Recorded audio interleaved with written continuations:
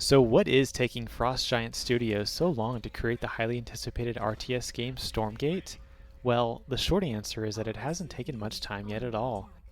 Comparatively speaking, Blizzard's StarCraft 2 was announced in 2007 and released in 2010, whereas Stormgate was just announced last year. Blizzard, however, is a much more mature company with an army of resources and money at its disposal. So how can we ensure Stormgate is on the right trajectory? We can begin by analyzing their financials. Frost Giant is a private company and received their first venture capital investment in October 2020 for $4.7 million, which at the time, as far as we know, was sold only via a mission statement written on a napkin, Money, please. plus the experience of 8 highly skilled and knowledgeable ex-Blizzard employees. This small team took the seed money to begin building out a larger team and prototype. A year later, another $5 million investment is received with little more notation than to simply scale the existing development team.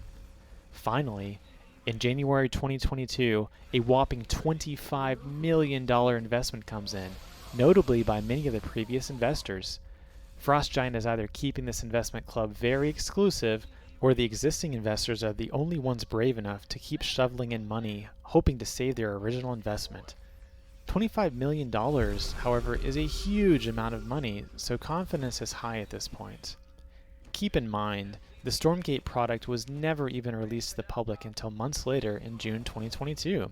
That brings Frost Giant's entire publicly announced funding to $34.7 million, which may seem like a lot, but is barely a drop in the bucket compared to the cost of some of these other AAA games, especially when considering the investment is actually used to build a company from scratch. According to LinkedIn, Frost Giant is staffed with 52 employees, and assuming a similar average salary to that of Blizzard employees per a 2023 study, we can assume an annual cost of $5.5 million a year expense. Pair that with an average Los Angeles lease and an assortment of technical upgrades, plus general keep and the lights on activity, and Frost Giant is left with around $11.7 million today from a conservative standpoint, which is still a ton of money, but that is barely 2 years of existing salary maintenance and is not taking into account the upcoming costs of alpha testing and any scalability to a larger beta test.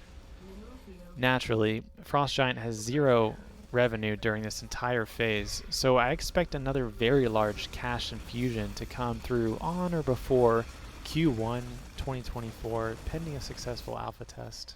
That being said, if the money keeps flowing in, I think we can expect great things.